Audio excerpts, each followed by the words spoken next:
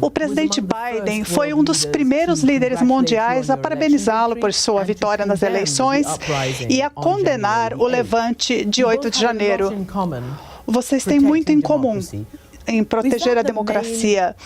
Esse será o principal tema do encontro de vocês aqui? Defender a democracia é uma obrigação de todos os democratas do mundo. Eu jamais imaginei que pudesse acontecer nos Estados Unidos da América do Norte a invasão do Capitólio. Como jamais imaginei que no Brasil, depois de uma eleição democrática, pudesse haver uma invasão no Congresso, na Suprema Corte e no Palácio Presidencial. Isso significa que você tem solta no mundo uma extrema-direita raivosa, uma extrema-direita muito nervosa, que utiliza fake news como se fosse um instrumento de fazer política, de conversar com as pessoas. E nós precisamos destruir, sabe, essa narrativa que eles utilizam contra os democratas. Aliás, ontem, eu quero dar os parabéns ao presidente Biden pelo seu discurso que ele fez no Congresso Nacional, que foi um discurso muito interessante. Era como se ele estivesse falando no Brasil, porque no Brasil acontece a mesma coisa que está acontecendo aqui. Seu oponente, Jair Bolsonaro, o presidente anterior, que perdeu as eleições, está aqui nos Estados Unidos. Ele pediu um visto de 6 meses, mas ele já aparentemente está sendo investigado pela Suprema Corte por violações durante o levante após a sua posse. O senhor acha que ele deveria ficar nos Estados Unidos? O senhor vai falar com Biden? Olha, veja, ele já tem praticamente 12 processos lá no Brasil e vai ter mais processos. Eu acho que em algum momento ele vai ser condenado em alguma corte internacional sobre a questão do genocídio por conta da Covid, porque metade das pessoas que morreram é por conta da irresponsabilidade do governo, e também ele poderá ser punido pelo genocídio contra os índios Yanomamis. Ou seja, que é uma coisa muito grave que aconteceu lá, e ele incentivava os garimpeiros, incentivava a jogar mercúrio na água, incentivava a poluir a água, que as pessoas bebiam naquele mundo bem escondido do restante do país. Então eu acho que em algum momento ele vai ser condenado. Ele, na verdade, nem ficou lá para me dar posse, ele fugiu do Brasil 3 dias antes, ainda fugiu no avião presidencial e veio se esconder aqui na casa de um amigo dele. De qualquer forma, um dia ele vai ter que voltar ao Brasil e ele vai ter que enfrentar todos os processos que estão movidos contra ele, porque eu posso te contar uma coisa, eu nunca pensei que alguém fosse capaz de destruir em apenas 4 anos tudo que nós construímos em 13 anos no Brasil, ele destruiu em 4. É por isso que o nosso lema agora é união e reconstrução do Brasil. O senhor vai pedir para sua extradição para que ele seja deportado de volta ao Brasil ou não? Eu ainda não sei, porque eu não vou falar com o Biden sobre isso, porque isso vai depender muito da justiça brasileira. Eu sempre trabalho com a ideia de que todo mundo tem direito à presunção de inocência. Ele tem o direito de se explicar para a sociedade e ele tem o direito de ser julgado da forma mais democrática possível, da forma que eu não fui. Eu quero para ele a presunção de inocência que eu não tive. E nem por isso eu estou preocupado. Eu quero que ele seja julgado de acordo com a lei. Eu só posso tocar nesse assunto, o presidente Biden tocar no assunto. Se o presidente Biden não tocar, eu não vim aqui para falar mal, sabe, de um presidente que todo mundo sabe que ele é uma cópia fiel daquilo que o Trump foi nos Estados Unidos. Bom, tendo dito isso, obviamente, o 6 de janeiro aqui foi bastante traumático nesse país. Cientistas políticos notaram que no Brasil, depois do 8 de janeiro, as suas instituições, o governo, a mídia, a opinião pública, a Suprema Corte, foram rápidos em se unir em oposição ao evento de 8 de janeiro em seu país. Muito mais rápido do que o espaço público aqui nos Estados Unidos. O senhor acredita que um mês depois a democracia está segura em seu país? Eu acredito que as instituições que são criadas para garantir o processo democrático estão muito preparadas para enfrentar qualquer tentativa de golpe. Porque o que houve no Brasil foi uma tentativa de golpe, organizada possivelmente para que acontecesse no dia 1º de janeiro, no dia da minha posse. Não aconteceu porque tinha muita gente e eles resolveram, quando todos nós estávamos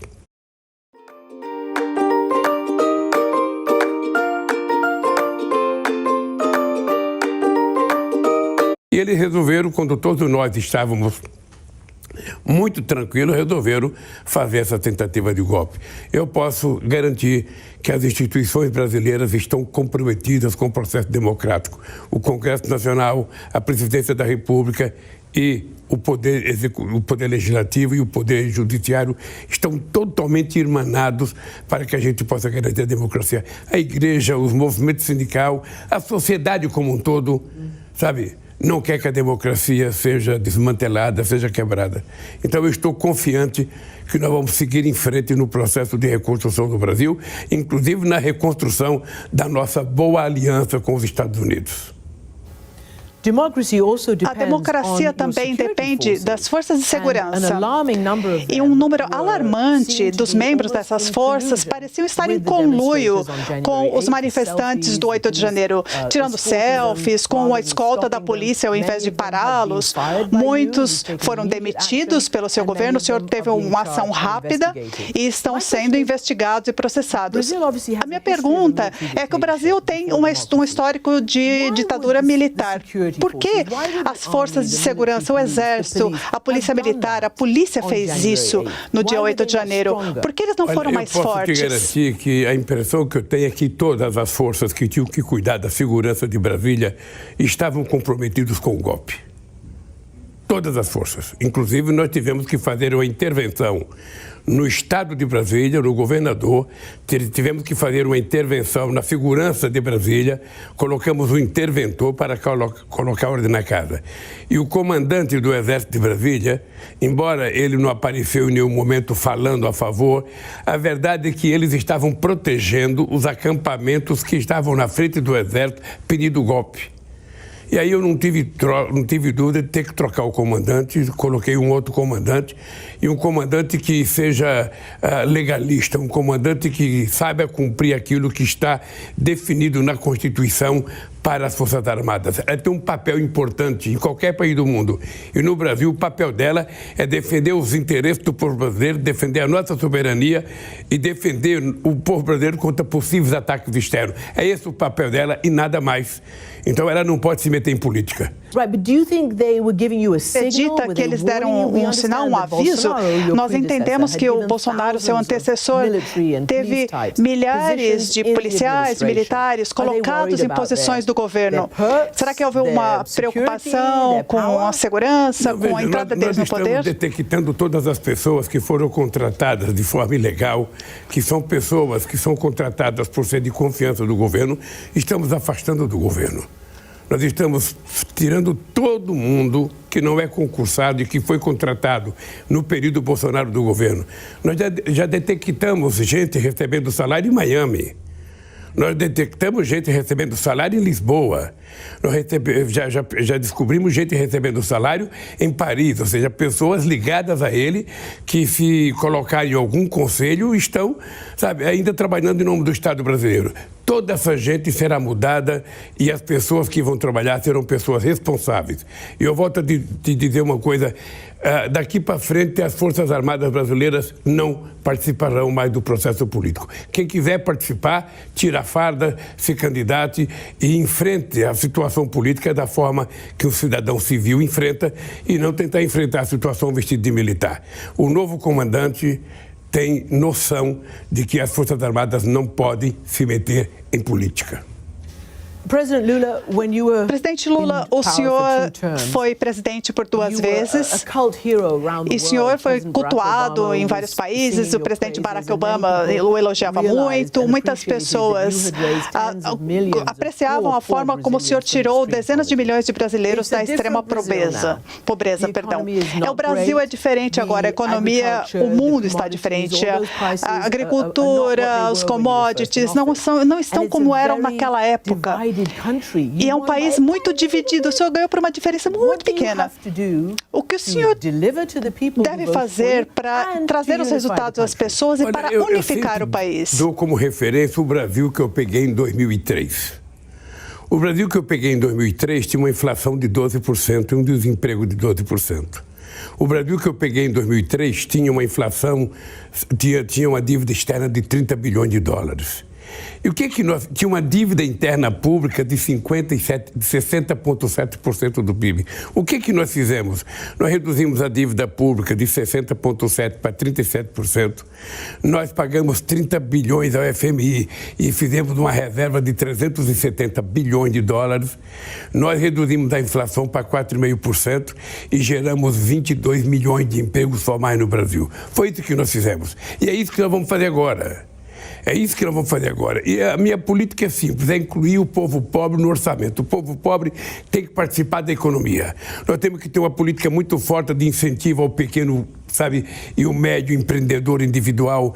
Nós temos que ajudar muito a pequena e média empresa. Nós temos que ajudar muitas cooperativas. Nós temos que voltar a fazer políticas de infraestrutura na construção de habitação popular, saneamento básico, em obra de estradas e ferrovias. Ou seja, nós já temos na cabeça, já temos projeto e, mais importante, nós sabemos como fazer. E pode ficar certo que daqui a 4 anos você vai ver o Brasil muito melhor do que o Brasil que eu recebi. Senhor Presidente, o senhor falou sobre sua visão de que no governo anterior um genocídio foi cometido contra o seu povo. As mortes na Covid-19 e, em particular, as centenas de mortes entre os povos indígenas e Yanomami. Eu visitei essa região, inclusive, recentemente. O senhor visitou essa região. O que o senhor pode falar sobre o clima? É também um item muito importante na sua conversa com o presidente Biden. O senhor, a Amazônia não foi bem cuidada durante o governo anterior, não é isso? De 2003 a 2015, quando o PT governou o Brasil, a gente reduziu o desmatamento de 80% no Brasil. Nós assumimos compromisso em Copenhague, na COP15, de que a gente iria, inclusive, reduzir a emissão de gás de efeito de estufa e reduzimos em 39,6%. Ou seja, o compromisso nosso com a questão climática não é mais um compromisso teórico de compromisso de eleição, não. É um compromisso de ser humano que vive num planeta que precisa ser cuidado. Então, o Brasil hoje tem 30 milhões de hectares de terras degradadas. Você não precisa cortar uma árvore sequer, você não precisa fazer, sabe, avançar onde você não deve avançar, numa reserva indígena, numa floresta que serve de reserva florestal, sabe, marcada pelo governo. Você não pode permitir que alguém invada aquilo. Então, eu posso te garantir, nós temos um compromisso. Compromisso de governo, compromisso de cidadão e compromisso de humanista. Nós vamos chegar a desmatamento zero em 2030. É o compromisso nosso. É de tentar criar as condições para chegar ao desmatamento zero. Aí você tem que conversar com os prefeitos, conversar com os governadores e você, inclusive, ao invés de punir, você tem que premiar aqueles prefeitos e aqueles governadores que garantiram que no seu estado não tenha mais queimada, que não tenha mais desmatamento desnecessário. Ao invés de você punir, você incentiva ele, premia ele com alguma ajuda do governo federal para que ele se sinta motivado a ser participante das atitudes do governo. Pessoas que observam a democracia no Brasil veem uma nação dividida, como eu disse. O senhor provavelmente leu um artigo a seu respeito que diz que metade da população o ama e metade da população o despreza. Eu quero saber o que o senhor acha disso, mas também o fato de que unificar o Brasil é fundamental para escorar a democracia e assegurar que Bolsonaro não volte ao poder após o seu mandato. Como se faz isso quando metade da população o despreza? Nós vamos ter eleições no Brasil depois das eleições nos Estados Unidos.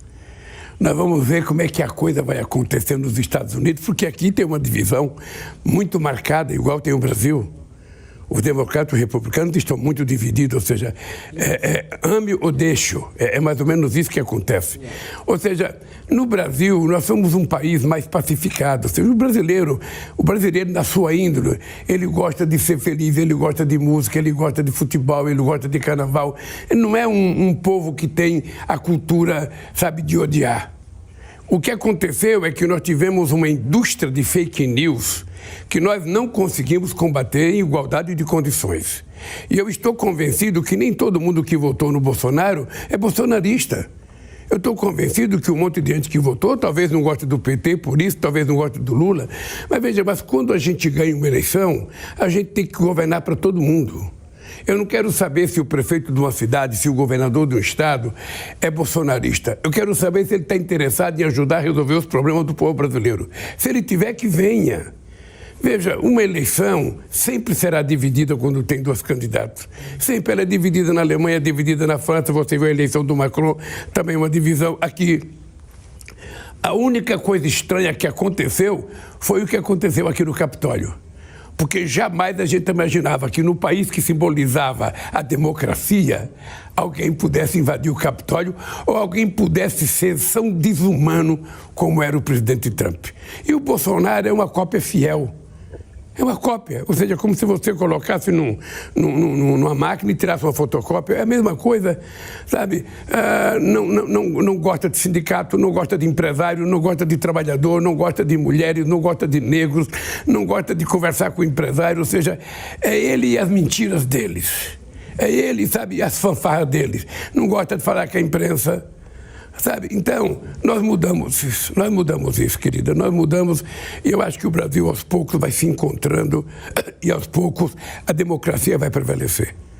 Esse é o meu compromisso e eu espero que daqui 4 anos você possa fazer uma outra entrevista comigo, que você vai ver como o Brasil já vai estar democrático. E vou te dizer uma coisa, Bolsonaro não tem nenhuma chance de votar presidente da República. Agora vai depender da nossa capacidade de construir a narrativa correta do que ele representou para o Brasil. Porque essa extrema-direita está no mundo inteiro. Ela esteve nos Estados Unidos, ela está no Brasil, ela está na Espanha, ela esteve na França, ela está na Hungria, ela está na Alemanha. Ou seja, é uma extrema-direita organizada que, se a gente não tomar cuidado, é uma atitude nazista. É uma atitude negacionista que nós nunca tínhamos visto.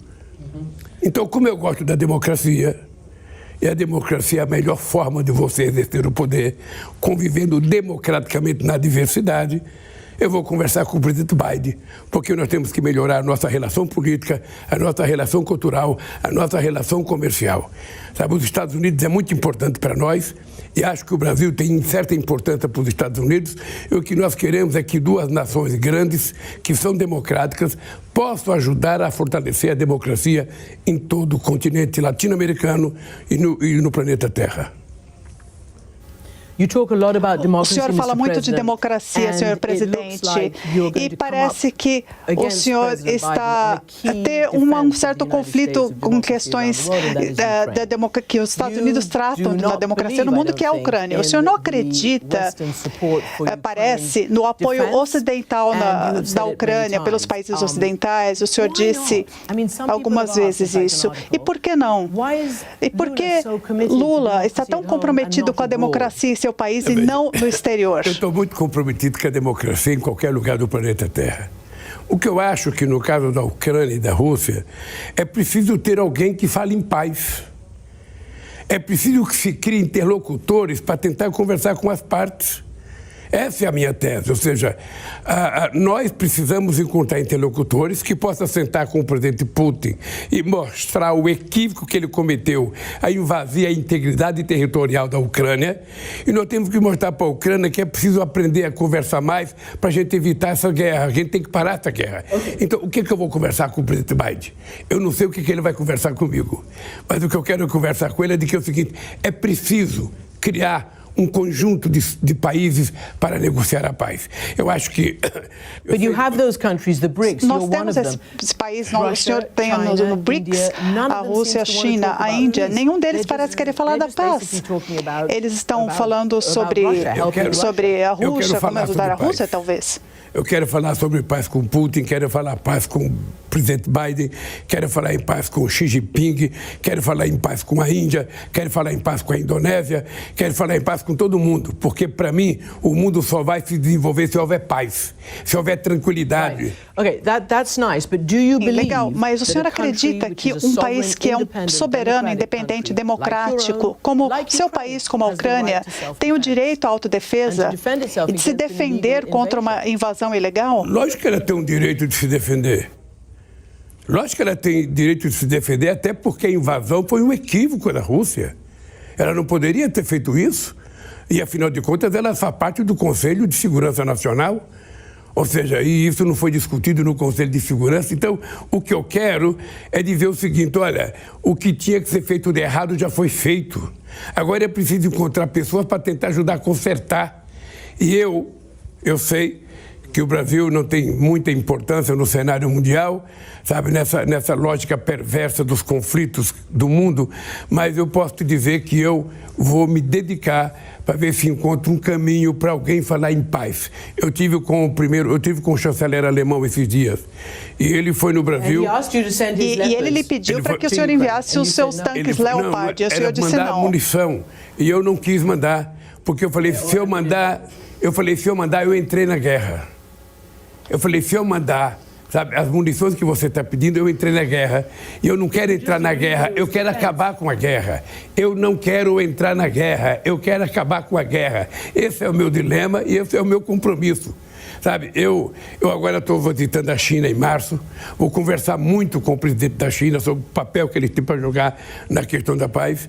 E esse é o meu trabalho. Esse é o meu trabalho. Eu comecei com o chanceler alemão, falei com o Macron, vou falar com o presidente Biden, vou falar com o Xi Jinping, vou falar com os indianos, vou falar com todos os países. Nós temos que ter um grupo de pessoas, sabe, que fale em paz.